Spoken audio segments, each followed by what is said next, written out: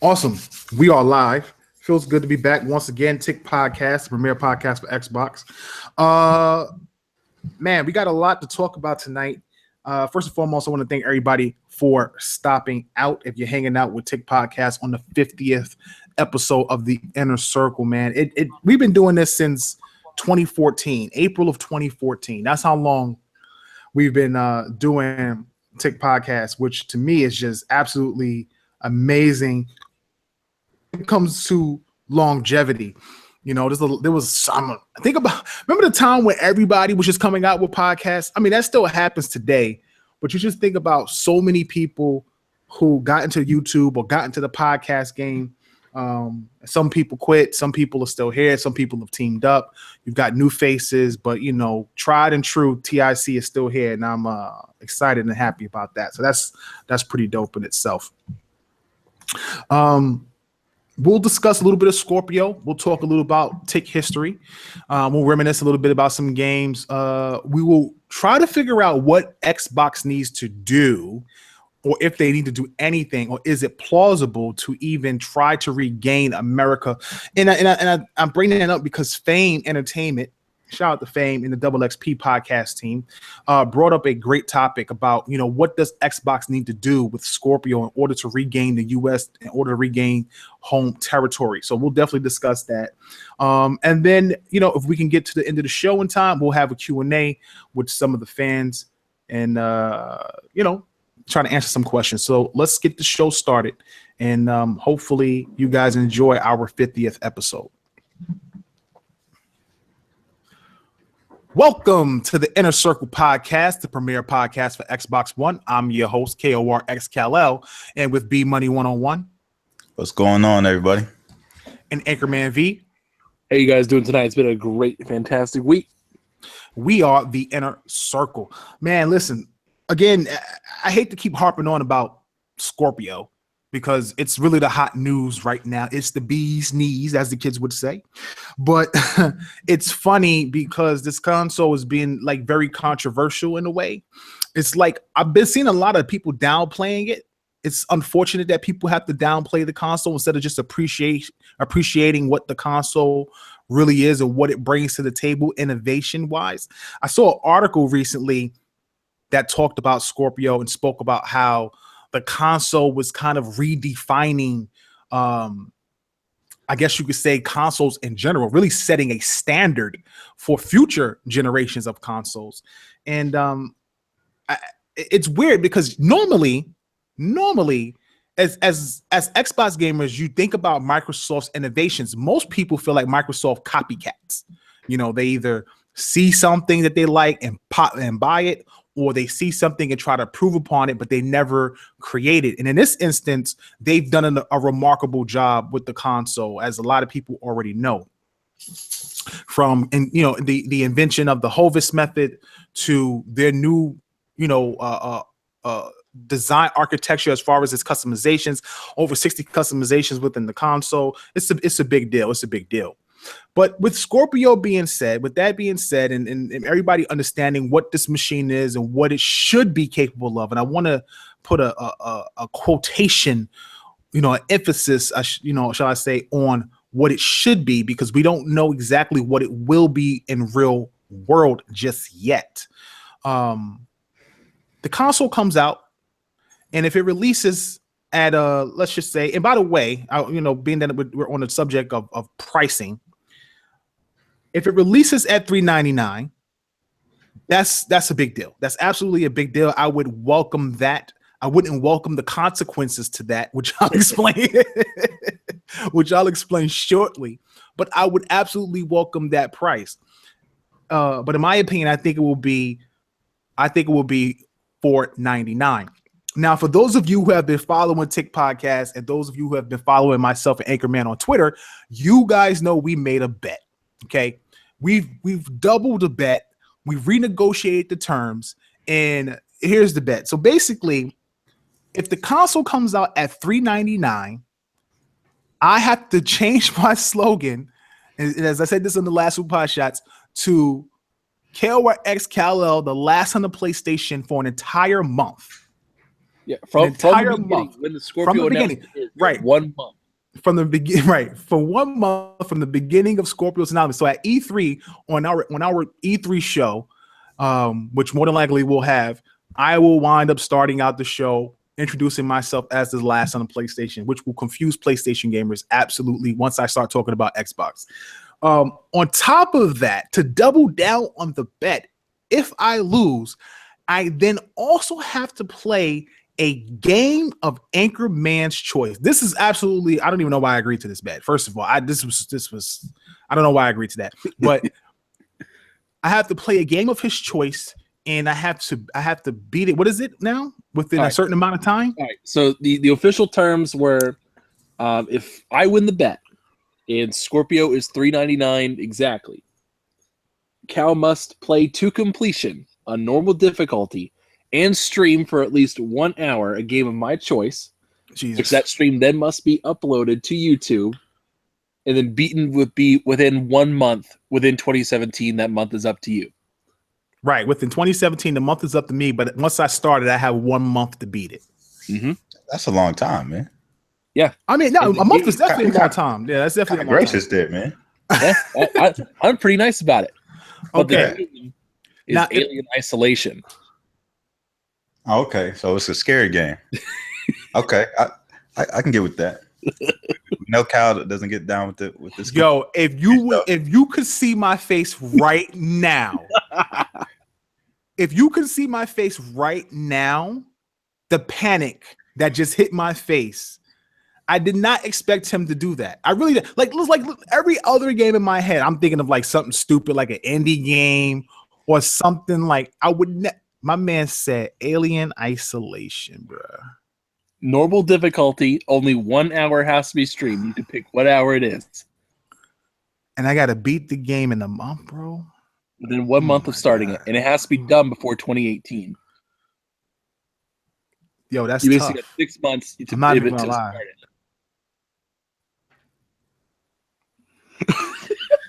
Damn, yo. I'm already like sweating. This doesn't make any sense.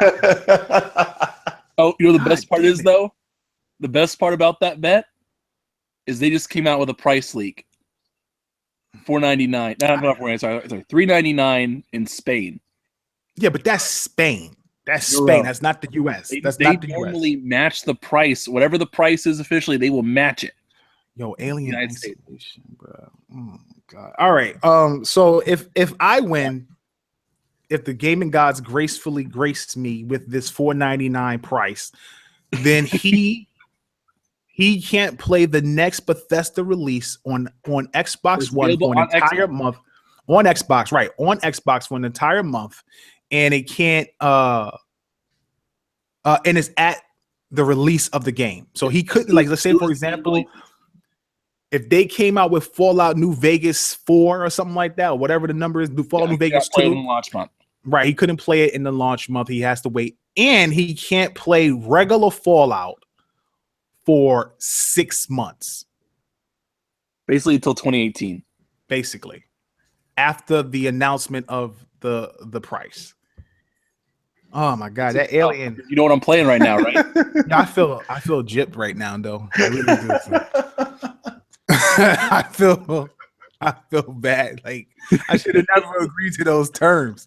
You know, I feel I should have never agreed to terms that had a question mark in it. Jesus Christ! But All you know, right, like, all dude, right. seriously though, like I play Fallout 4 every podcast. Every single podcast since I've joined the team, I've played Fallout 4 during every single one. Alien Isolation, bro. I'm gonna have to. Yo, I'm using a guide on that game. I don't care what nobody say, bro. You are more than welcome to use a guide because most of the game is unscripted.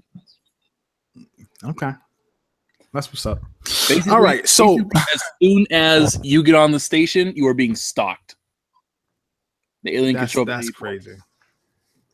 All right, so basically what winds up happening, if let's say, for example, the console comes out at $3.99, does Microsoft have an opportunity to regain the United States with by the end of 2018? Now, what people got to understand is that, yes, Microsoft may be, or shall I say Xbox may be getting dominated worldwide But when it comes to the US, they're only down by like what 1 or 2 million. They're not down by like 9 or 5 million. They're really, really close. So I don't know if they can sell 1 or 2 million in such a short period of time. However, this past holiday, they sold Xbox One. They sold 1 million Xbox One S's this past holiday season.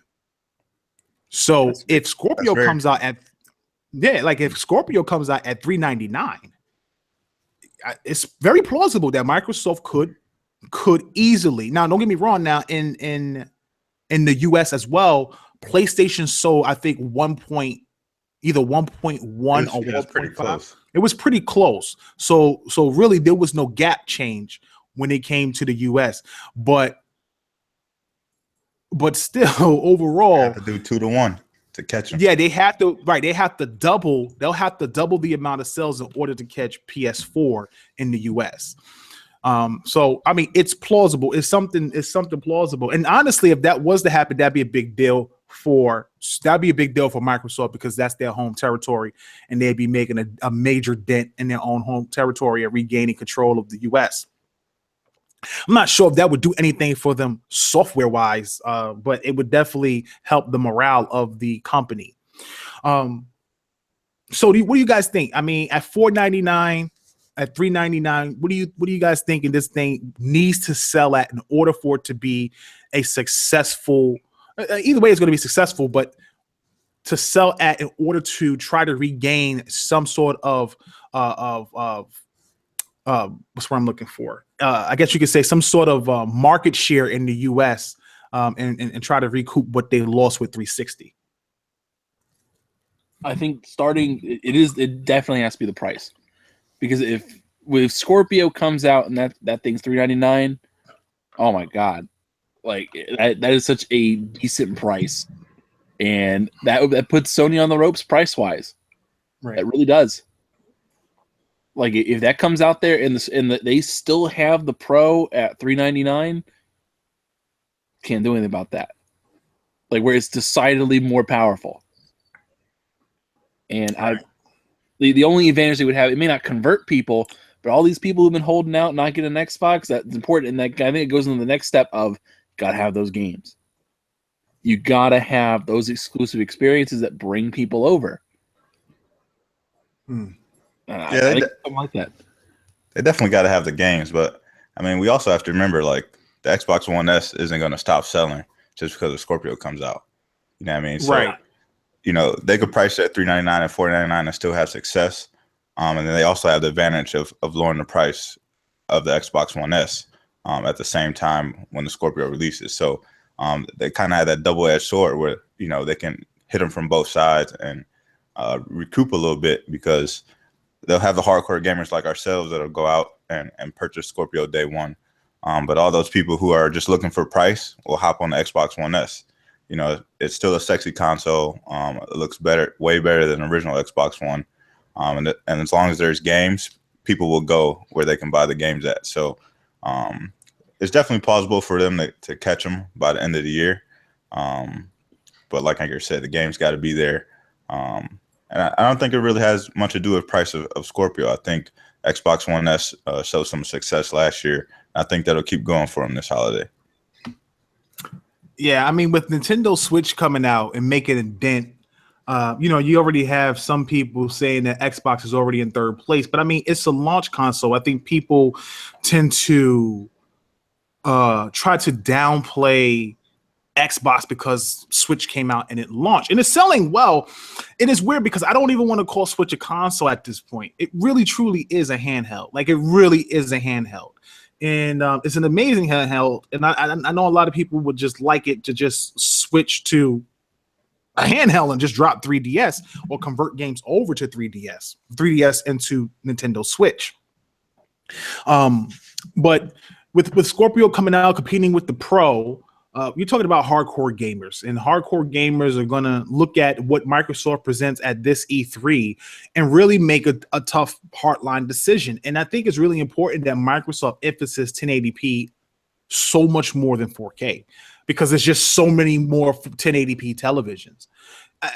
You have to be able to appeal to the person that says, and this is what I see a lot, I'm not going to pick it up because I don't have a 4K TV. I don't think a lot of people know this, how the super sampling works, or right, like what Microsoft has done to compensate for the people who don't have 4K TVs, which allows you to still pick up the console without issue. So I think it's really important that they continue to emphasize that it doesn't matter if you have a 4K television or 1080p TV, you're still going to get the same result. To me, and again, I said this on Super Pod Shots, that was so important.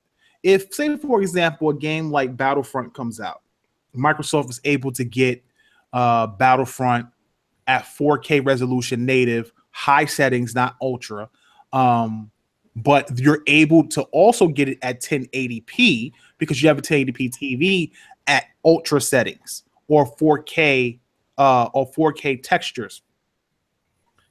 People lose their minds because that's the whole point of the super sampling, being able to drop the resolution while also keeping the assets and the quality, the image quality of what you would have at 4K. I just think that's just absolutely genius. And if you're able to present that, if you're able to present Star Wars Battlefront or a graphically intensive game and show it next to the PS4 Pro and say, this is what this game looks like on the Pro and 1080p at 60 frames per second or 30 frames per second. And this is what it looks like on Scorpio at 1080p at 60 frames per second. But that texture difference is there. And it's significant enough to where you can really actually see a major difference. I think that'll wake a lot of people up. Because I can tell you right now, if people were being woken up over things like blades of grass and darker shadows and, 4 to 3 frames per second, a texture package difference is going to be significant. And if anybody tries to downplay that, clearly, then you know that it was never about the power, as some people claim. It was about brand loyalty.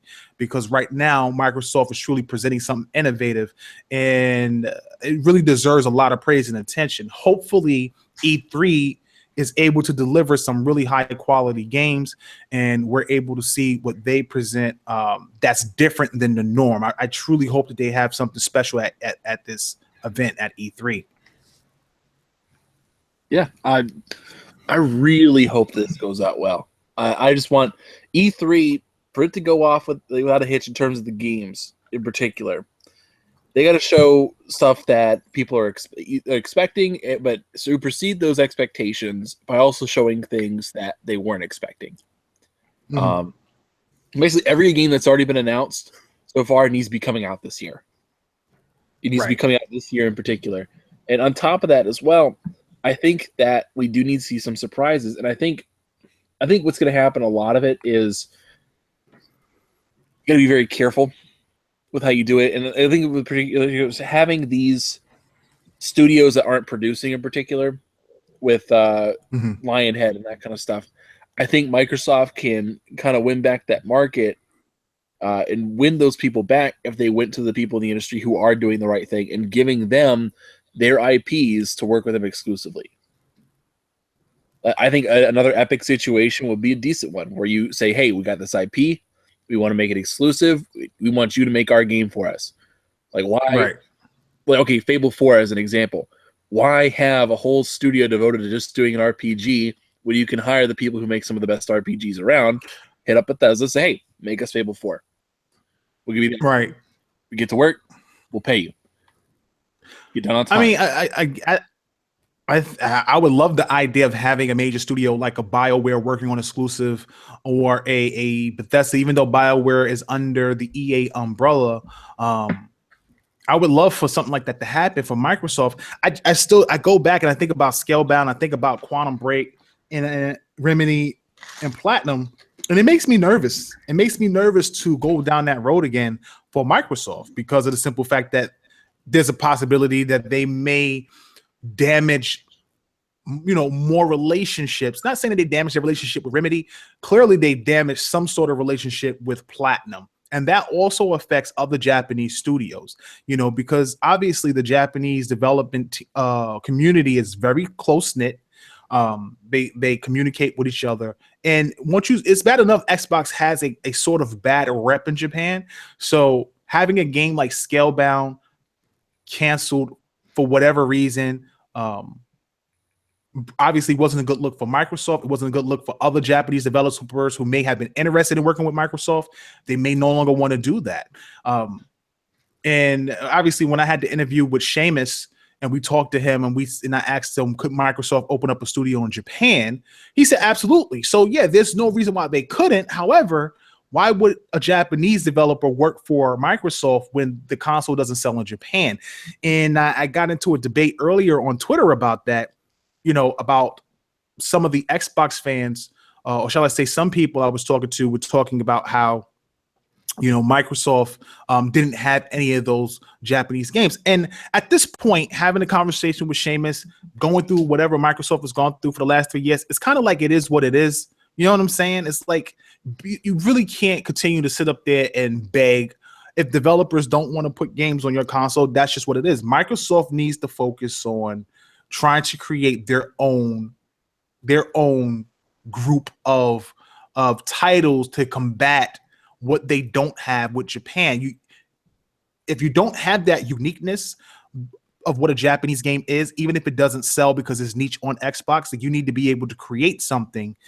You need to be able to create something that also can compensate for that niche loss. That's why I feel like a game like Fable or Microsoft working towards making more single player games, adventure games that's under their umbrella would be important. And just to finish up, when I was on Twitter, I seen Rare tweeting out images of Rare's campus. And as you drive down the road, you see Banjo, you see Conquer, you see, like Cameo, whatever, like all these statues. And I never had an N64 before. I never had one before, but I wound up seeing, I recognized it kind of late, but I wound up seeing a fox on a dinosaur with another girl that was a fox. Oh yeah. That's that Star Fox Adventures. Right. And that was and like, it was a Rare IP that got converted into a Star Fox game. Right. And I sat up there and I said to myself, what game? Like, why? I've never seen this game before. Like, what is this game? Why is this game on Xbox? This screams adventure. There's a fox, there's 2 foxes on a dinosaur, and the fox has a sword. I'm sitting here losing my mind. Like, what is this game? And surprisingly, Crap jumps in, Crap Gamer. Shout out to Crap Gamer and the BGST crew. And he says, he said because it's Star Fox Adventures and Nintendo owns the rights. Well, I mean, obviously I know Nintendo owns the rights, but I said, oh, that's right, Star Fox Adventures. I never had a 64 because I jumped from SNES to PS1. I didn't have a 64. 64 was super expensive. The cartridges were like $70 a piece. It made no sense. So my mother didn't pick it up for me at the time when I was a kid. But that type of creativity is what I think Microsoft is missing, that type of adventure game. They need something like that. And I look at Sea of Thieves. Sea of Thieves concerns me a bit. I really want to try to get these topics, but I'm kind of running on. But there's some things that Microsoft definitely could do that they need to change to really improve some of their IPs going forward. So hopefully they're able to figure it out and they're able to find balance between what they want to do multiplayer wise and what they want to do single player wise, and just find that niche, because really they dominate when it comes to multiplayer. I mean, they got tournaments, they got leagues now, they're giving away millions of dollars. Microsoft is in it. Gears, Killer Instinct, Halo, Forza, like they're killing the game with their big 3. I mean, actually big 4 now, really, if you count Killer Instinct. But they got to be able to find some sort of balance. They haven't been really great at delivering amazing single player experiences, and that's what everybody keeps crying about.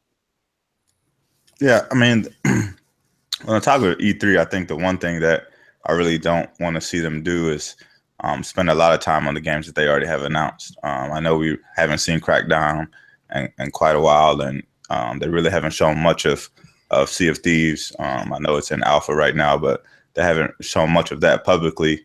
State of Decay will have its big breakout at E3. But it's I feel like what they usually do is run those games for 10, 15 minutes, and that takes up a long period of time of their show. Kind of showing off these games that we kind of already know about, and it leaves them with few surprises. So I hope that they really don't go that route and focus more on some of the bigger things that they have coming either the rest of this year or early part of 2018 and you know, kind of show us what the future of Xbox is going to look like. But you're right. I think when you look at some of the creative games that have come out recently, you kind of look at studios like Rare. I mean, Sea of Thieves is definitely something different. But Rare has always been known for, you know, great single player experiences, and they kind of branched out a little bit on the 360 area with you know, like the Wii Sports and Viva Pinata and things like that. But they, at their core, they have always been great at you know, these creative single player experiences. And I think once Sea of Thieves probably launches, they'll probably get back to that. And I think that's the kind of the studio that you'll have to lean on a little bit if you want those kind of experiences, at least from, you know, the studios that they have right now. Right. I agree. Absolutely. I agree. Hopefully, I mean, you know, there's another pirate game coming out on Steam that looks real interesting. My concern with Sea of Thieves is how far does Sea of Thieves go? Based on what I've seen, based on what people have played in the alpha without talking about the alpha, my concern is the creativity and customizations of the game. I mean, obviously, you want to try to create your character, look cool, look as swashbuckling as possible, even, you know, Captain Jack Sparrow status, but you also want to have a really cool ship, cool colors. You want to be able to design the cannons how you want, up, down, left, right. You want to be able to design your you know, your crossbones flag and all that stuff like that, how you want. And I don't see that in the game. They haven't presented that yet. So it definitely leaves a mystery as to what this game is. And it's scary. It's really scary because you want this game to be successful, because Rare has this reputation of being a has-been. And they really can't afford for Sea of Thieves to flop in a way. You know what I mean? Like they can't afford for it not to be successful, because then it's like, oh well, you can't count on Rare. It doesn't matter what they put out. Whatever they put out it's not Rare. It's not the original guy, so it doesn't count. It doesn't matter. So it's really important that Sea of Thieves turns out and pans out to be something special and not just like most people have been saying, No Man's Sky. They really can't afford to have that happen. And I think they're busting their butts to get the game done. And I really hope that Craig and the team knock it out the park. Yeah. So obviously, you know, this is episode 50. I want to thank everybody for stopping in. Please give us a thumbs up. We greatly appreciate your support. Even if you don't like the show, if you're a hater, we appreciate our haters, man. You're here. Give us a thumbs down. 29 people watching. I want to reminisce a little bit about Tick Podcast and how we started, and just amazing where we are today, thanks to the support of the people in this channel, on this channel right now listening, and the people who rock with us on Twitter, and the people who joke with us and laugh with us and give us support. So I remember listening to when I first thought about Tick Podcast, I remember listening to people complain about Xbox and how you couldn't trade your games in, and the camera could spy on you and things like that. And it was a very frustrating time for me, because I'm sitting up here saying to myself, are people actually believing this? You know what I'm saying? Like, are people really believing this? And I was really fresh and new to Twitter. I didn't even know, honestly, that there was a Twitter Xbox community. That's how crazy that was to me. But I just knew that I could talk to Phil Spencer one-on-one through Twitter. And I was asking him questions like every day, like, can you bring back Wing Commander? I want, you know, just asking him random stuff, get Shenmue or whatever. And, you know, I realized that there was voices on YouTube, different people, Anchorman being one of them. I had heard Anchorman show. I had heard early BGST, or shall I say early next gen. And you know, these guys were doing their thing and stuff like that before I even thought about getting on it. But I always had this opinion, and I felt like I wanted to express myself. And I didn't really think about doing YouTube at first. But I know I wanted to do a team, and I wanted people to be honest and wanted people to be fair. So at the time, I had already been communicating with B and communicating with Mike. Shout out to Mike, aka Unify, aka RGM Mike, and wind up getting these guys together to start this podcast that's here today. And it's funny because man, Early Tick was so funny, man. We used to have Early Tick was so funny, man. Like, we used to have the OG Xbox sound startup. I would have like a Kingdom Hearts remix playing in the background, dropping news, weekly news and stuff like that. Mike had poll time. You know, it was creative. It was different. You know, we were really trying to do something different, and we weren't trying to be your typical fanboy or typical, you know, Xbox console war type podcast. We really just wanted to try to deliver news. And then we got the big break with Phil Spencer. We were being featured on Xbox Mad at the time. Shout out to Xbox Mad and Jez and Asher and those guys from back in the day. Asher's still there. Jez is with Windows Central now. We built a great relationship with them, and they were featuring our podcast on the show on Xbox Mad. And this is where we were just only a YouTube channel at the time. It was just 3 of us. And you know, we had Anchorman featuring, and I was cool with everybody at the time. I was cool. That's when Iron Wolf was Xbot. You know what I'm saying? I was cool with it. Yeah, times have definitely changed, but I was cool with Iron Wolf. I was, you know, I had no issues with nobody, nothing like that. So it was definitely a different time in summer or spring of 2014.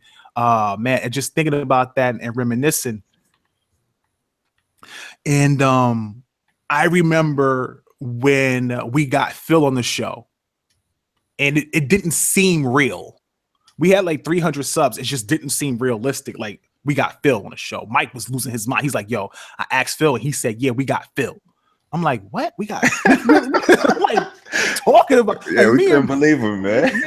He was like, what are you talking about? We got Phil. He's like, yo, I just said, yo, Phil, would you like to come on the show? And Phil was like, yeah, I'll come on the show. Let's set it up. And we were just like, yo, we got Phil Spencer. And no one believed us. They was like, why the hell would Phil Spencer go on a show that only got 300 subs? Why would he waste time? Yada, yada, yada. It's just so funny when you look back and reflect on it. And then, you know, eventually Phil comes on, and that's history, man. It just blew us up from there. You know, we were on IGN and all that stuff like that. And what we realized at that time was that we actually reported real news. Like, we did something that nobody else was doing at the time, was actually reporting real content. Whereas most people just have opinions on news that's already out there. And we really enjoyed it. And then by the end of 2014, going into 2015, we got invited by Ken Lobb to E3. We were like super ecstatic because we was like, oh my God, we're going to E3 for the first time, which was crazy. And Ken Lobb came on the show, talked about Phantom Dust. Phantom Dust gets canceled. Tick Podcast was a catalyst. I know we get blamed for that, man, all the time, man. People don't know that. That's what I'm saying. People don't know that Tick Podcast is actually a catalyst in Phantom Dust being canceled. True story. Absolutely true story. Ken Lobb comes on the show. We ask him questions about Phantom Dust. We're like, hey, you know, does Phantom Dust have a story, a single player adventure? He's like, yeah. You know, he's like, it's like 50 hours. We're like, 50 hours, right? Yeah, going insane. You know what I mean? We're like, what? Phantom Dust got a single player? It's 50 hours? This is crazy. This is like sick. You know, and this is when there was no news on Scalebound, no news on Phantom Dust at all. And next thing you know, by the end of the week, they're like, the studio making Phantom Dust has been shut down and Phantom Dust is canceled. And we're like, what? We're like, what happened? And Kotaku comes out with this news article. It's typical of Kotaku, man. And what winds up happening is Kotaku winds up talking about how Ken Lobb comes on the show. He was talking to, they did an interview with the developer who was making Phantom Dust. And according to what was happening was this team kept missing deadlines. Microsoft kept giving them money, and they were building an arena fighter. But when we had Ken Lobb on the show, Ken Lobb has spoke about things that they did not include. Like, They had no idea what Ken Lobb was talking about at the time. He was talking about a 50-hour, single player adventure, but they didn't build that. That wasn't in there at all. And they were confused after listening to the Tick podcast show. Yeah, so it's just like, man, who mans is this? You know what I mean? It was like crazy. It was funny, man. And we were like, yo, we just got Phantom Dust canceled. And we was like, yo, I think we just got Phantom Dust canceled, yo. And I don't know what would happen. Maybe it would have still got canceled, or maybe it would have released if Ken didn't come on that show and talk about or answer the questions the way he did for Phantom Dust. But because he came on the show and he talked about Phantom Dust, the developers heard it. He spoke about some things that the developers didn't do, and it wound up bumping heads. I guess they wound up bumping heads afterwards, and the game wound up getting canceled, I guess, because they wanted more money to build this single player experience that Ken Lobb was talking about on Tick Podcast, and it didn't work out. Yeah. And and we're in that article on Kotaku today. True story. Just hilariously funny, but it's crazy. So we go on, we go to E3, we realize that we're having a blast, but because we're not media, we can't get access to certain things. So I make a promise to Ken Lobb that we will return as media. Some things happen, we lose Mike, we gain Anchorman in this place, which was a great and an amazing pickup. Very grateful to have Anchorman on the team. And we go back the next year to E3 as media. And from there, we just, we had so many great experiences with so many people, built so many relationships. We just really grew our brand to a point that I'm very proud of what we've accomplished. True story. Another true story. I feel like I'm Charlie Murphy or something at this point. So before we come up with TICGN.com, myself and Jez come to an agreement to team up, and Tick Podcast is going to join Xbox Mad. And in the process, because we had built the brand and we both started at the same time, I didn't want to be under the Xbox Mad name. I had my own brand. I felt like if we were going to join and team up with Xbox Mad, that we needed to start as a brand new team. However, Tick Podcast is just a podcast. It wasn't like, we had a website or anything at that point. We were a podcast, and the name was already synonymous with Xbox and everything that we were doing. So me and Jez, we talked for weeks. We're bumping heads. His team is bumping heads with me. My team is bumping heads with him. And we eventually come to an agreement to change Xbox Mad to ICXM. Tick Podcast made the name ICXM. Your ICXM.net came from Tick Podcast. The original ICXM was called the Inner Circle of Xbox and Microsoft. And to me, that was a great name. I loved it. Jez loved it. Everybody agreed on it. We crossed over. We bought the domain name. I was running the media side of things. Jez and his team was running the news side of things. And me and Jez, we were super tight, man. Like, we're still super tight today, but we were super tight. And we just had all these dreams of just creating this thing and blowing up and traveling and experiencing all these amazing things that we were envisioning at the time. And I remember wanting to do a show with BG. And this is where everything fell apart, because I was controlling the media side of things, and I'm a creative person, and I wanted to expand the media side of things from just beyond a podcast. So I had a few show ideas. I had a few podcast ideas. One of them was the commission show where I talk about multiple games, like multi-plat games. Like, I represented Xbox, BG was representing PlayStation. We were trying to find a Nintendo guy to represent Nintendo, and we will all come together, sit down, and kind of talk about, games or whatever. But because Xbox Mad at the time was so heavy into Xbox, they didn't want anything to, first of all, they didn't want anything to do with BG. Second of all, they didn't want to have anything to do with being multi-platform, being they were exclusively an Xbox website. And I understood that completely. But at the time, I didn't get it because I'm like, it's one show. It was like a quarterly show. It wasn't something that was a regular show. It was kind of like a quarterly thing where it was kind of like a special event. And we wound up bumping heads creatively, unfortunately. And because of that, because we couldn't figure out things, we wound up breaking up. And that's what kind of split us apart. And it's no fault of anybody's. We just had creative differences. But it's funny because I could look back at that and reflect, and I see what Jez is now. And he's accomplished so much, and I'm very proud of him. And I'm proud of the ICXM team and where they are. And they're still here fighting for the Xbox community.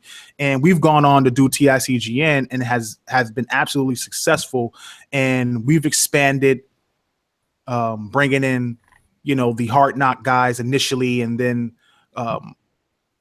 we worked whatever we had to work out with them, and eventually getting Fame. And at one point we had Kid, and we built that network, and now we are where we are today. And we have the premier podcast for Xbox with Tick podcast, and now we have network shows where we try to cover everybody as much as we can in the way we think it should be covered. So if you don't want to deal with the BS and the drama for PlayStation or Xbox, you could always come to Tick Podcast and get real content and real interviews and still get your opinions and get your questions and stuff like that. So, I'm just very proud of everything we've accomplished, man. And to me, being at episode 50 on Tick Podcast is really, really special to me. And my man B Money's still here with me from day one. Anchorman's here. The team is just great. TICGN is just evolving and blowing up and just getting bigger and larger. We're going to E3s. We're getting invited to Poland and Russia. Like, oh my gosh, amazing experience, man. Oh my gosh, that was weird. I don't think we still talk about that yet, but that's a story for a different time. Yeah, I know, but it's amazing, man. It's an amazing. We've definitely come a long way, and very proud of that. And that's thanks to our support. The people who come and listen to the show weekend. We don't do 10,000 hits or 10,000 views, but what we do is we do consistency, and we have a loyal base, and I'm very happy and proud of that. I can't. That's why I do this stuff as often as I can, man, because they deserve it. They deserve really good content and really good interviews and stuff. By the way, I spoke with Shannon Loftus, and it may be going down, so hopefully we can get some info on what's going on with Microsoft Studios. I'll keep you guys posted when that hits. Yeah. I want to remember one thing in particular. I remember when I met you guys, and I remember it was during the summer, and I want to say it was like before E3. It was like kind of like May or something like that. And I remember you guys invited me to do the podcast, and I was like, all right, cool. And I remember, I don't think I actually told you this. When we were doing the podcast, I was playing Battlefield 4 the entire time. He was playing what? The entire time. And I was Battlefield 4? I was playing Battlefield 4 the whole time. And I was having a good time. I was like, wow, this is pretty fun. Like, I'm enjoying it. And it was just fun being in the podcast. It felt like being in a party chat, honestly. It was fun. It was enjoyable.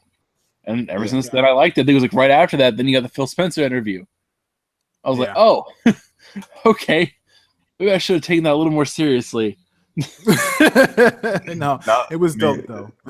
Yeah, the show that we had you on, I remember it distinctly because I was on like a little soft vacation. I wasn't even at home, and I was actually doing a show from my phone, so like my connection wasn't that great. But we had a good time with the show, and just reflecting on those early days. I mean, we've come so far. From where we started. We used to have in our videos we posted our gamer pick profiles and like our favorite games and things like that. So templates. Yeah, from where we came to where we are now, and where we're going. I'm proud of everybody here and all the people we've added to the team. I mean, we've definitely accomplished some great things, and I think we're headed in the right direction. So yeah, episode 50 is amazing. Just 50 more, we'll be at 100. So we keep doing our thing, man. Absolutely. All right. So after reminiscing, we're going to move back into some more gaming topics, and then we'll jump into a few questions. Very quickly, MPD. So MPD came out, and it seems that the Nintendo Switch sold extremely well. Zelda actually did extremely well as well. It outsold, I believe, Horizon Zero Dawn for March, but the number one game in March was actually Ghost Recon Wildlands. I don't understand how. Ubisoft's killing it, man. Ubisoft. You know what's funny about Ubisoft is that we always get on Ubisoft, and somehow they always produce. They dropped For Honor and Wildlands, and those two games have been really big for them. You know, and they haven't had any bugs with these games. I haven't heard anything bad about the games. That's not true at all. Oh yeah, these games. It's just for whatever reason something else always comes out that gets all the attention. Yeah, I mean we've talked about this for quite a while. I mean, if you look at the major publishers, Ubisoft is the one that is willing to take the most risk. You know what I mean? Like just look at this generation and all the games that they've released. You know, that have been brand new IPs, and all of them have seen success. You know what I mean? Watch Dogs, The Division, For Honor, even Ghost Recon's, even though it's not a new IP, it's definitely a different formula than a traditional Ghost Recon game. So it got to be pretty exciting for them to know that they can keep releasing new IPs and have some success. And then they still have their old IPs that they can lean on. So I'm sure we'll see Assassin's Creed sometime this year. And that always does pretty well for them too. And I've already committed. I'm buying the new Assassin's Creed. I don't care. Yep. I said if you guys just took a break for 1 year, I'm down. And they did. I am so excited for Assassin's Creed. I have first of all, I haven't bought Assassin's Creed since Black Flag. I've skipped every Assassin's Creed, so I'm ready. And the fact that this is in Egypt, first of all, is already screams Prince of Persia, number one. So I'm super excited about it, and I can't wait to get my hands on the game and get an opportunity to play it and slide around the sands and stuff like that. I really hope they get into a lot of the Egyptian lore because I love Egyptian lore. I love lore in general, but I love Egyptian mythology, Greek mythology, Roman mythology. Those are like some of my favorite mythologies, and I really hope that they get into it just a bit. Mm-hmm. Yeah, I'm looking forward to that, man. I purchased Syndicate, but I really didn't get a chance to get into it. I mean, I still had like that bad taste in my mouth from Unity, because Unity was just such a disaster. But definitely looking forward to hopping into this new one. Yeah, and I should have a pretty big blowout. Well. So yeah, it should be big. When it comes to Microsoft, man, you know, we've been discussing, I think over and over again about what type of games Microsoft needs to really kind of make all the fans aware. For some apparent reason, people aren't showing interest in the games that's shown, obviously because we've seen them 1,000 times already. People want new stuff. And I keep thinking to myself, and I keep saying to myself, I don't see Microsoft dropping any other major IPs except maybe one more new game for this year, because they just have so many games, unless they push Sea of Thieves to 2018. I can see that happening. It's the only way I see them drop it to.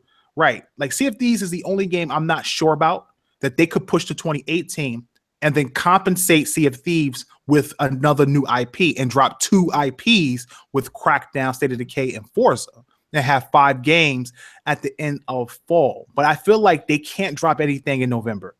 Like you have to do a December release because you don't want to compete against Red Dead. You don't want to compete against Call of Duty.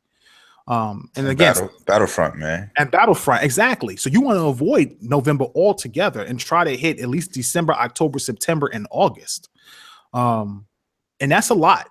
That is absolutely a lot. So I don't know what Microsoft can do. But I just think 2018 is the year of Scorpio. I know people said 2017 is the year of Scorpio, but I look at it from the perspective of Scorpio is out, right? The dev kits have been handed out. The new dev kits have been handed out. So either games are being upgraded as we speak, or, you know, some games that were being worked on in the past from whatever Phil signed are now being turned over to the new dev kits to be improved upon. And those games will probably release in 2018. So spring 2018 to winter 2018, I think, is when Microsoft presents a fleet of new IP. I don't expect them to present a fleet of new IP at the end of the year because of all the games that have been pretty much delayed. They have to come out. So I think that's the one thing that's kind of concerning with me.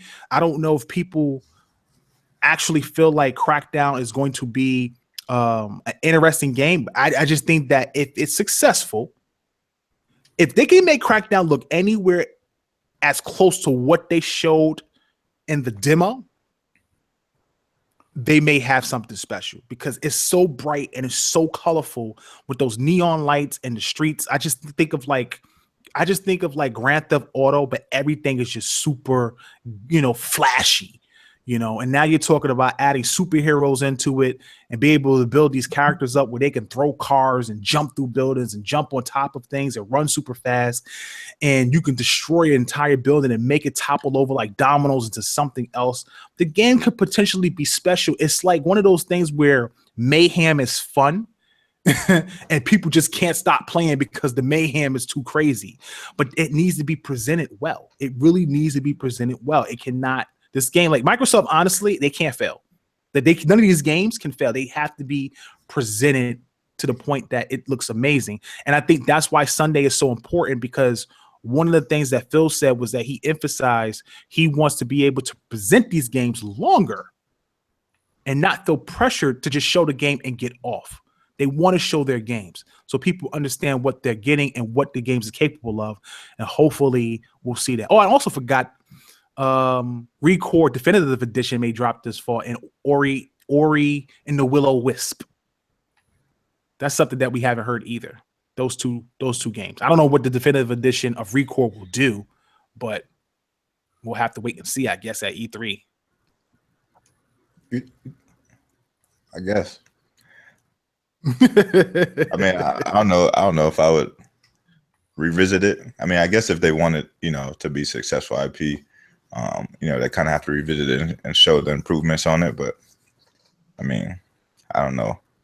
Right. If you take that time to show it on stage again. I think that's probably something you could just release in a press release, or one of those quick interviews that they usually have like after the big show is over with. Just make a quick announcement and then just go into details. But I don't know. We'll see. Everything else I'm looking forward to.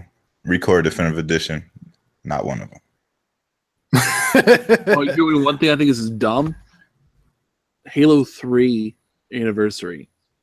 Well, 343 came out and debunked it, so that's not happening. I hope so, but I heard it was like some kind of non-committal like thing, and it's so dumb. I don't know why you guys want a Halo 3. I agree with A collection. It is dumb. I don't understand. I don't understand. Yo, I said the same thing. When I start seeing like Halo 3 anniversary, I'm like, why? You had Master Chief. They already improved the lighting of Halo 3. It's like, why do we need it? It's like, it's almost like you're forcing them to make Halos when they don't need more Halos. You know what I'm saying? Like, they really don't right now. They really need to just concentrate on Halo and fixing its story and making sure that they get Halo back on track is what they need to concentrate on. Not no Halo RPG, not Halo Tomb Raider, not Halo RTS. They really need to just concentrate on Halo and take their time with that game. I don't want to see Halo to like 2018. Like, seriously. I know there's fans out there. Shout out to Other Zinc, who is like kills me every episode. I can't even talk about Coalition or 343 without this guy driving me nuts. But he's like, why stop Halo? You're wrong. I'm going to tell Phil. He's like, I'm going to tell Phil not to talk to you. Don't talk to Phil. Get away. I'm like, bro, come on. Like, how many Halos do you want? You know what I'm saying? Like, you don't stop a team from making money. I'm like, bro, I get it. I understand Halo is their money maker, but just like Gears, they're great games. They're really good games, but it'll get stale. And eventually, like, wow. Here he goes. But yeah, I'm good with like the 3 to 5 year duration between games. You know what I mean? Like big big games like that from like first party studios who, have this, just great history. 3 to 5 years, man. Right. I'm good. 3 to 5 years. Make the That's game what I'm epic. saying. You know what I mean? So it's an event when it releases, and everybody goes crazy, and we can just wait on the next one, man. It's all good. So I'm just glad that they're not doing, at least there's some sort of talk of not doing a Halo 3 anniversary. I really don't want to see Halo on stage. I don't want to see Gears on stage. Forza is annual, so that's to be seen, and I know it's going to look beautiful, so they have to show that game off. I know y'all are Horizon fans, but y'all know I like the motorsport. Motorsport is going to be crazy. Oh my god, man! that thing is going to be beautiful. Beautiful. It's gonna kill. It's definitely gonna kill. So listen, man, that's it for our show this week. I want to thank everybody for stopping out. We got 42 people watching. We'll try to answer a few questions, maybe over the next 10 to 15 minutes before we go ahead and head out. Again, make sure you tune in every Monday to check out Multiverse Podcast, the best podcast on the Monday, where Anchorman V and his team. On Tuesdays, we have Trophy Life for all the PlayStation gamers out there. You want that good PlayStation content, all about those exclusives. Make sure you tune in to Nick and his team. Of course, catch me on Wednesdays with Super Pod Shots. And of course, the team right now on Thursdays, Tick Podcast. And don't forget Double XP with Fame Entertainment, Nick and Mamacita, and the rest of the team. Is hard to keep up with so many people on that show, but the rest of the debate team, as those guys debate Xbox and PlayStation, which is actually a really great show. So make sure you tune into that. And of course, listen, again, support your local media. Okay, I'm not local. Let me not say local, but make sure you support the little guy, man. If you guys feel shafted by big media sites like IGN or Kotaku or whoever, I had a long, extensive talk about this on Twitter. Support TICGN, man. TICGN.com. Those guys work really, really hard to try to get news and reviews out to you guys.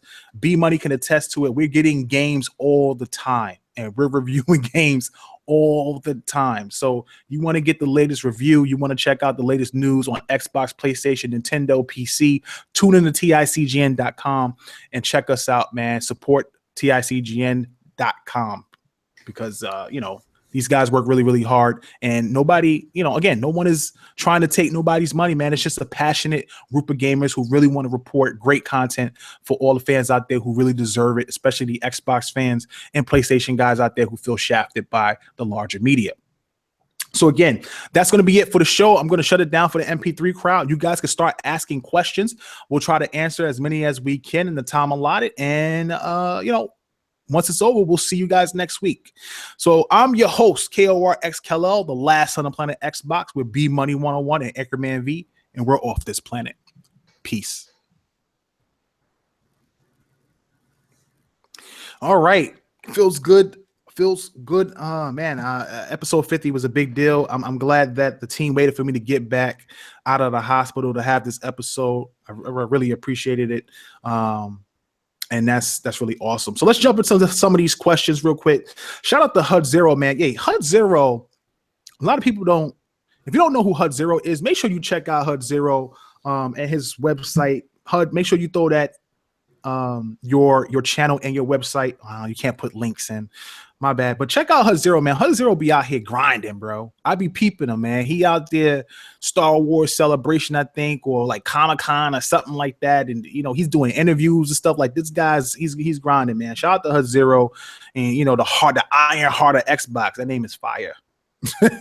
His business cards are so dope. HUD Zero asks, why would you want Scorpio to be $399 when it's only a mid-gen refresh? Why would we want it to be $390? What would we want it to be cheaper? I mean, how much you want it to be? $200? I'm trying to figure that out. Did he mean $499? Well, I mean, listen, it's in my opinion, I think it's $499 because I think a lot of people are gracing over not the customization. I think the customization is what makes it $499. I think it would be higher than that if they didn't have the customization in the older parts. I think people are glossing over the high-end intercooler. The 4K 60 frames per second. Yeah, they're glossing over the 4K 60 frames per second DVR, which Where are you buying that at? A regular 1080p 60 frames per second DVR player like an Elgato is $175 by itself. They put one in the system that does 4K and you can stream in 4K at 60 frames per second. That's insane. Now, they do make up the cost with the customizations and allowing the console to be able to use much of the same parts and be backwards compatible. That's why I think it's $499. But there's some new tech in there. I'm not saying that the 2.1 HDMI is something special or the FreeSync is going to make a major price difference. The Blu-ray player is still in there, the 4K Blu-ray player. There's a lot of improvements in the console, I think, overall, when you look at the PS4 Pro, that really sets it apart a good $100. Now, they may take that hit, they may eat that, which honestly, if they did, I would gladly take it because I have two Xbox Ones, a Slim and the original, and I would trade them both in to get that thing for $100. But if for whatever reason, if it comes out at $499, I would completely understand and wouldn't be surprised at all because it just seems based on the tech and based on what they've done to the console and based on what's in it, that it's a premium device. And Phil continues to stress that it's a premium device. It's not for everybody. $400, in my opinion, sounds like it's for everybody. $499 doesn't sound like for everybody. So that's why I think it's $499 and not $399. But hopefully they surprise us. Like Anchorman said, what's your saying? What's your saying, Anchor? Oh, it's not mine. It's Phil Spencer, man. It's, okay, what's his name? Under promise, over deliver. There you go. Tell everybody not what they don't want to hear. It's going to be expensive. Everybody get ready for it to be expensive. It may not be as powerful as you think it is. Calm down. And then whenever it comes out, it's like, oh wow, it's a little more powerful than I thought. Like, oh wow, but maybe we can do this. Like, and now he's saying, no, it's gonna be a premium price. It's gonna be a premium price. Just wait. Right. So we'll have to see what happens with that game. Go ahead, B. Yeah, I was taking a look at the chat, man. Some people are talking about Playground Games and Remedy. Do you guys think they show up at E3 this year? Playground? Well, Playground, I know they have a third. Well, according to Rand, here's what's crazy about Playground. Playground has a new game they got coming out. I've been speaking with Randall Thor from TXR, and one of the things he told me was that their game is actually an RPG, which to me is upsetting. Knowing that Microsoft has a relationship with them. Now, this is based on something that he heard. I don't want to 100% say it's a fact that what they're presenting or whatever the game is a RPG and this is what's coming. But Microsoft does not have the rights to the game. It's going to be multi-platform. I don't know if they present it as timed. I don't know if they have any marketing rights towards the game. All I know is if I have a relationship with Playground and they come out with an RPG and I know I need RPGs, I'm going to try to get the RPG from Playground because we have a beautiful relationship already. So it would make sense in my opinion. As far as Remedy is concerned, Remedy is talking about putting their what is it called? Source Light, their Lighthouse, whatever their engine is on PS4. They're embracing PlayStation 4 and they're ready to expand beyond Xbox. Quantum Break obviously was disappointing for them. And the Xbox fans didn't show up for that game. That game was not successful. And I don't know if Remedy will return to Xbox and bring another game. And it would be sad to see Alan Wake because Microsoft doesn't own Alan Wake. They own Quantum Break, but they don't own Alan Wake. It would be sad to see Alan Wake transition to PlayStation 4 and become a true multi-plat. And then you get the sequel as a multi-plat, knowing that game started on the Xbox and just feels like an Xbox game.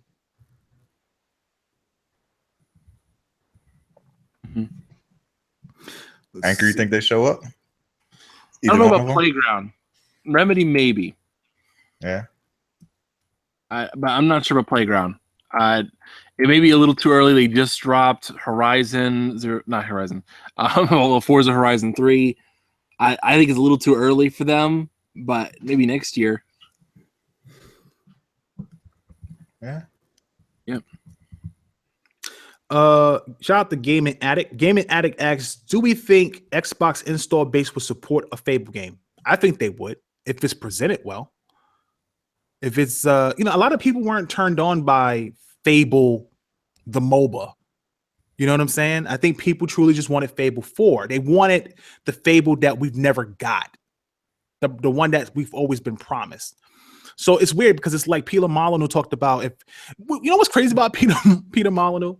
Peter Molyneux trashed Connect recently, like trashed it. It was like crazy. He had a whole interview, talked about Milo and all that stuff like that. And but yet said that he would be willing to make Fable 4. I don't know if I would even want Peter Molyneux near a game for Microsoft at this point. I feel like anything Peter Molyneux touches turns to trash. I don't know when was the last time Peter Molyneux made a game that was like super dope, like super hot and was amazing. I'm not saying he's a bad developer. I'm just saying that things he touched don't turn out the way they're supposed to. So I don't know. I would step away from that, but they definitely need somebody, a good developer that understands open world RPGs, lore, and some new exciting adventures for Fable. And I think Fable needs a reboot. You guys think Fable needs a reboot?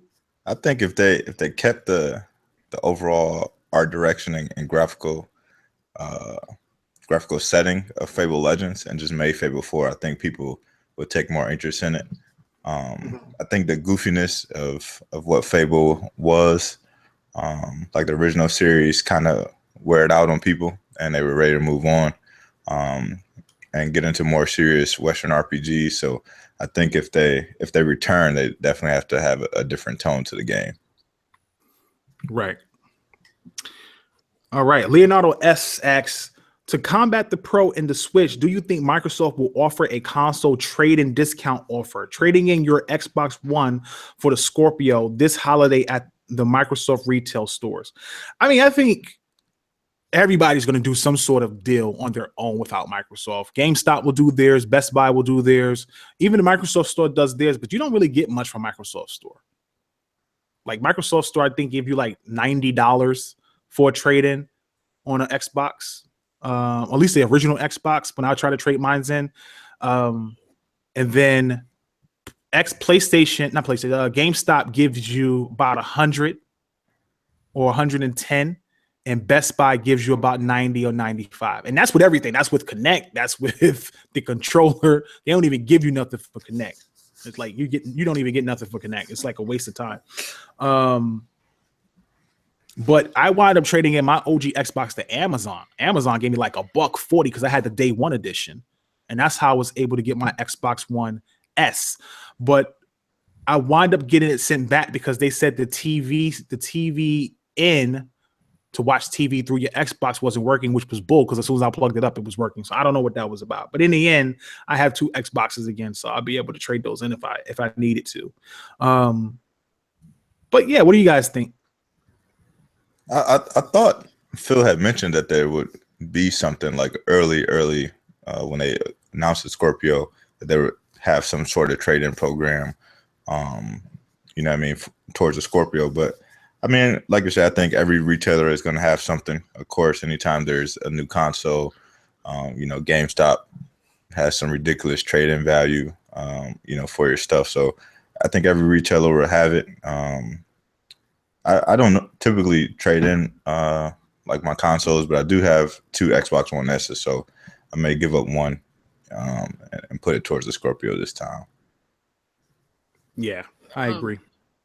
If I do it, I'll definitely trade in my S to get a Scorpio. I mean, if I do it, I'm the kind of person that has one of everything kind of thing. I'm not going to have the redundant consoles. Right. I agree. Zedpo asks, do you think Microsoft would make a superhero game where you can be a hero or a villain? Hey, the other day I had a conversation on Twitter about Microsoft needing a game to combat Spider-Man. They really don't need a game to combat Spider-Man, but it would be cool if they did.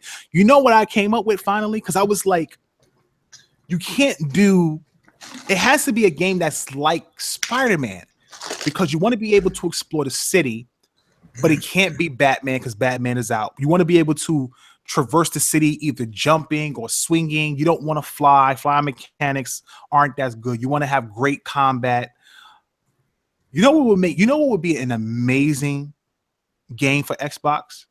Spawn. I think if they were able to get the rights to Spawn and make a new Spawn game, a new Spawn IP would be absolutely amazing. You could hide in the shadows. You got gunplay. You got action. You got different powers. Your cloak.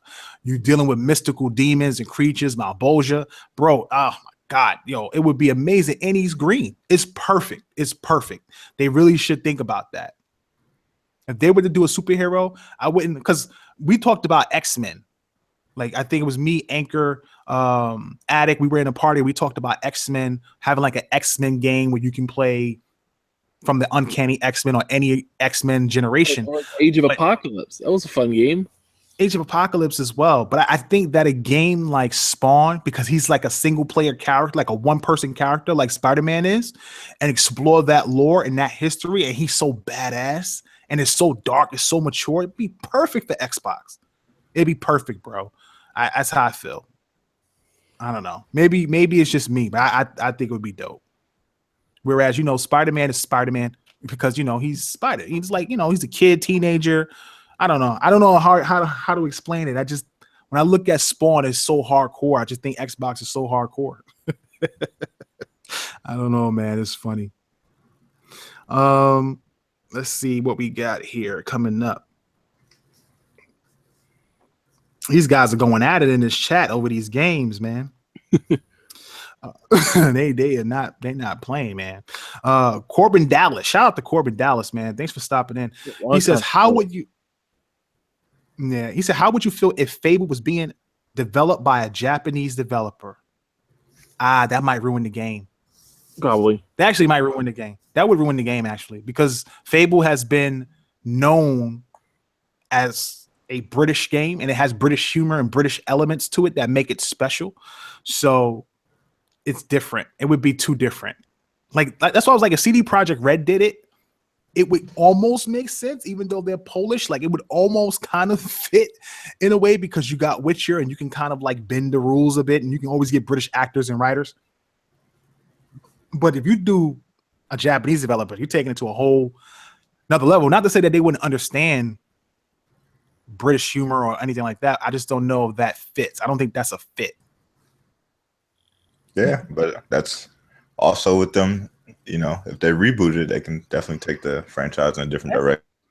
Yo, now that I think about it, wait a minute. Yeah, I mean, the Japanese developers are definitely back in a big way. You know what I mean? Within this last year or so. So, I mean, I wouldn't be opposed to it. It just depends on what direction they try to take the franchise. Right. Gaming Addict asks, do we think Miss Walker will show up at this year's E3? Which one, Nintendo or Microsoft? Do Miss Walker show up at Nintendo's Direct, or do they show up at does Microsoft surprise us with a new Miss Walker title? Because he does have a new game, and I heard he's working with the Bravely Default team. I mean, it's probably going to be a Nintendo thing. Like the Japanese developers are hopping on the Switch now. There's definitely been more and more games being announced for Switch, or coming to Switch later on from Japanese developers. So I can definitely see that happening. But you never know, man. Phil did make a trip, so he might have something in his back pocket. All right, so here we got a surprise kind of question. Weston Taringo asks, what do you think is the pleasant surprise Digital Foundry anticipates we will see pertaining to the hardware? It's already available within the Xbox One S. Ooh, secret sauce.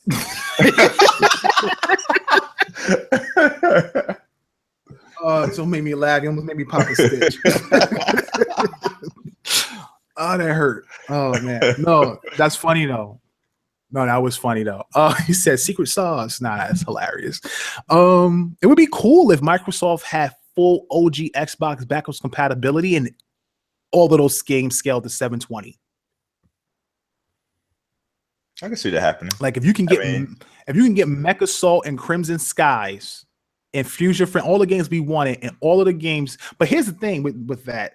It would have to be something where, first of all, the games have to all be under $5. I will not pay for any Xbox game over $5. Number one. Number two, they definitely need to have some sort of OG Xbox Pass for like $5 a month, or add it to the Xbox Pass, and you get a mix of OG 360 and Xbox One games for $10 a month. But that would be dope if they presented, because now you finally have the full ecosystem. Well, not fully, because the 360 games are coming bit by bit.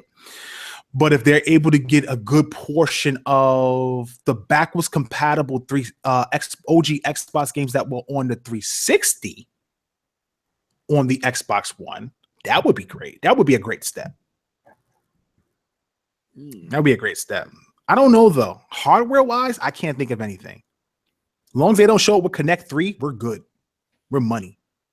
Do not show up with Connect 3. All right. We're getting close to the end here.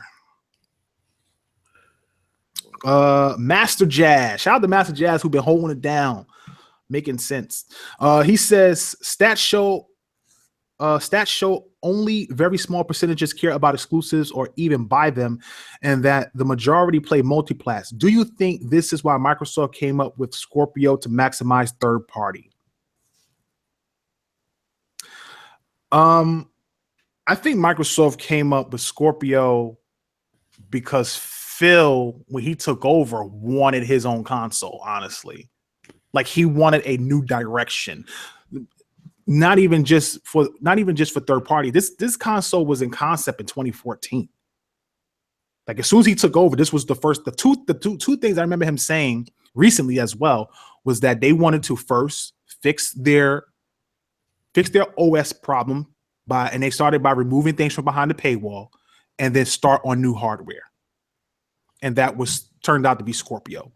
Now, with new hardware, according to Seamus Blackley, if you haven't heard our interview with Seamus Blackley, he's the father of Xbox. He built the original Xbox and the Duke controller, the big controller from the original Xbox.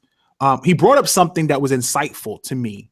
And what he said was that when you make new hardware, you're able to demand basically new money because you have to sell this hardware. And Phil, being able to create new hardware, now has to present games for that hardware. So going to the treasury of Microsoft, like, listen, I built this console. We put X amount of money in it. We got this $10 Game Pass. We got the Xbox Live subs. You have all of these things in place for Xbox that compensate you when you lose, if you don't sell games. So, like, if you don't sell a bunch of games, they don't do well, you make up for it with these subs that they have and these Xbox Live passes and stuff like that. And it compensates for the loss that you may take if the game doesn't do well. So that way you can experiment and try to explore new IP and get more funds to invest in new IP because you have new hardware. That blew my mind. I never even thought that way until interviewing him and asking him these questions and him presenting it that way. So that was a very interesting dynamic in itself. And what they're doing with Scorpio is extremely smart. And I think it's the right thing to do. And the fact that they're allowing third-party developers to either max out resolution and frames if it's dynamic, or be patched up to 4K or 60 frames per second, and the hardware is capable of doing it. And they've worked out 30,000 simulations over every Xbox game and looked at every single bottleneck, so that way it could happen. It just tells me so much about the amount of time and what they've invested in this console. And that's why I believe it's just going to be absolutely amazing. And it will make a difference. And you're absolutely right. The percentage of people who buy exclusives is very small. Out of 60, I think recently there was like some numbers that came out. Out of 60 million people on PlayStation, about 9% buy exclusives.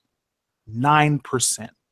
9% of the games sold are exclusive, shall I say. And then on Xbox, out of the 30 million, it's about 6%. 6% sold are exclusive. Everything else is multi-plat. That's an insane number. That is absolutely an insane number. And if you're able to present the best multi-plats, you're going to turn heads. You're definitely going to turn heads. And if it's $3.99, you're going to do more than turn heads. So we'll see what happens. Absolutely. All right. So I'm going to go ahead and try to grab one more question. I'm going to scroll down a bit to the bottom. Let's see here.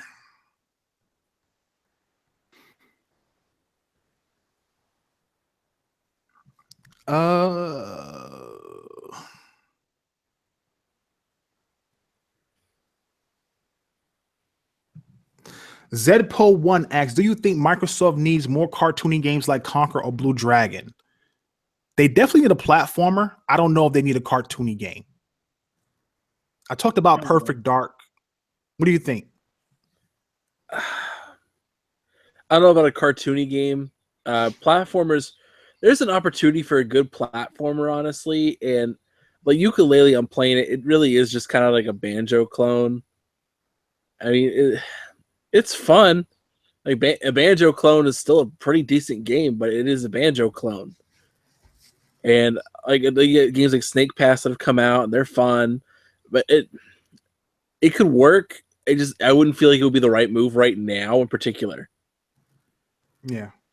Yeah, I mean, a platform would be good. I think it definitely wouldn't need to be a full price game, $30 game. Something that's 6 to 8 hours long or something like that. But I don't think that's the direction that they have to go. I mean, it doesn't have to be cartoony or a platformer. I mean, they do have Ori, which is a great platformer. And a lot of people really like that game. And yes, it's got a different art direction. But I don't think Microsoft is, as far as like first party or investing a lot of money into it, has to go that direction. Yeah. I feel like Microsoft definitely needs more mature titles. Like Recore doesn't look realistic, but it's a great platformer and they can definitely make an improvement upon it. But I feel like if they came out with Perfect Dark, I would want Perfect Dark to look real. I don't want Perfect Dark to look like a Rare title, and Rare titles look like cartoon games. So it's something where I think like the next Perfect Dark should look like Metal Gear, like dead ass serious. It should be like Metal Gear, but with espionage and Area 51 and undercover aliens. It would be amazing if they were able to pull that off somehow. I look at Sea of Thieves, and Sea of Thieves has this art style that only Rare can deliver. But when I saw this pirate game that's on Steam, I was more interested in that because I just like the realism of the way the games look. It's just really impressive. It's not to say that Sea of Thieves couldn't be an amazing game, but when things look realistic, they grab your attention because the graphic fidelity of the games are impressive compared to something that looks cartoony. So they definitely need a platformer. That's number one. Whether it's Banjo or Conquer or something else, like I don't know, what's that game? Jet Force Gemini or something like that. They definitely need something, and they definitely could use a kart game as well. PlayStation's got Mod Nation Racers, Mario's got Mario Kart. With the amount of characters that Rare has, I would love to see like a Banjo Kart Racing with like Battletoads and Perfect Dark and Cameo and like all these characters, and it would be great. Sell it for $39.99, very colorful. The boxes and all that stuff like that, like Mario Kart would be amazing. So hopefully they can figure things out again this E3 and everything turns out well. And we should definitely be excited to see what Microsoft has to present. Yeah. So go ahead. I was say, like, I still have my dream game. I want Microsoft to make their own Smash Bros. I still want it. True. They have enough characters. They have characters now to work with. Microsoft, I'm telling you, Microsoft got so many characters. People think they don't have IP. Microsoft got IP. They just don't use them. I don't know why they don't. They got so many IPs on the low, but they just don't use them. They got a ton of games that they just haven't tried to bring back or try to revive. Think about it. They own the Mech Warrior series. They own the Mech Warrior franchise. We could have had a Mech game years ago. We didn't have to wait for Titanfall. They just didn't invest in it. Everybody's begging for Mech Assault. Where's that game at? Like, seriously, there's games that people want that they could easily bring back, but hopefully they present some stuff. I've been hearing about a new Mech Assault. Even Phil brought it up. Maybe the new surprise is Mech Assault. That would be big. Would you think that would be a big surprise? Would that be big enough for Microsoft if Mech Assault, a new AAA Mech Assault, was presented at E3? I do. It'd be pretty big. We'll have to see. Yeah, it depends on how it's presented, I guess. But I think that'd be a pretty big announcement. Right. All right. Well, that's it for our show this week, man. I want to thank everybody for stopping out, everybody who watched, and everybody who asked questions. Thank you. We humbly thank you once again. Tick Podcast will return next week, Thursday at 11 p.m. on the eastern side of town. And of course, again, check out Multiverse on Mondays, Trophy Life on Tuesdays, Super Pod Shots on Wednesdays. Double XP is also on Wednesdays, and Tick Podcast on Thursdays. And I will keep you guys posted on any interviews we got coming up, and make sure you support TICGN.com. And we'll let you know, man. People are asking me for a patron. We do have a Patreon. We're working on some stuff this spring. We're investing in some merchandise for you guys who want to support us that way. And hopefully you like what we present probably by summer, hopefully. And we'll keep you posted. So again, I'm your host, KLWar XKL, the last on the planet Xbox, with my panel, B Money 101 and Anchorman V, the Tick Podcast team. And we're off this planet. You guys have a great night.